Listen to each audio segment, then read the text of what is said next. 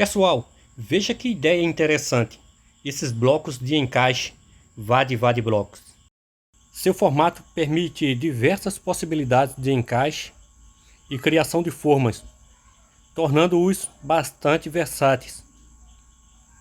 Para iniciar, basta encaixar 2 blocos, conforme o exemplo, e colocar um terceiro bloco entre eles. A partir daí, você pode construir paredes em ambos os lados, abrindo um leque de possibilidades para trabalhos urbanísticos em geral, como praças, jardins, muros e casas. É muito prático trabalhar com esses tipos de blocos. Observe como estou fazendo 2 curvas, uma para cada lado. É possível posicionar os blocos em diversas direções, inclusive virá-los para a direita e para a esquerda, criando formas como Z e C e quadrados. Observe o formato em Z, mas também é possível fazer em U. Pessoal, enquanto isso, já aproveita, deixe seu like, se inscreva no canal, porque assim você estará contribuindo com o nosso trabalho. Veja que aqui estou finalizando de fazer no formato em C. Para levantar uma parede, os blocos totalmente travados, é necessário usar meio bloco. Isso garante a interconexão das peças.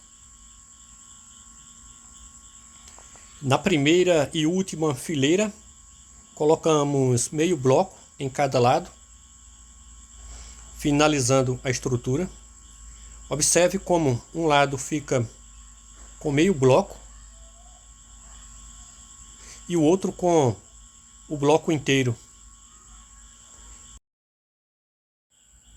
Essa técnica garante que a parede fique completamente travada e vedada. Na segunda fileira em diante, utilizamos blocos inteiros até a última fileira, onde colocamos a outra metade dos blocos do outro lado, finalizando a parede. Se necessário, podemos adicionar o bloco canaleta. Na última fileira, colocamos o outro meio bloco do outro lado, finalizando a vedação da parede. As brechas não passam de um lado para o outro, garantindo a segurança e a qualidade da construção.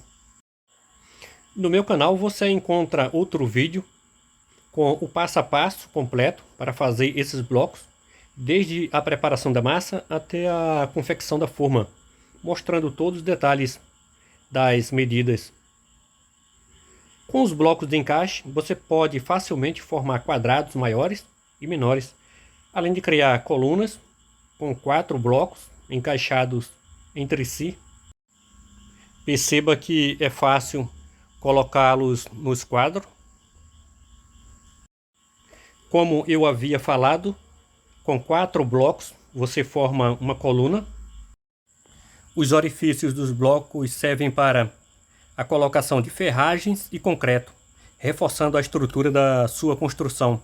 Se você gostou dessa ideia, deixe seu like e se inscreva no canal.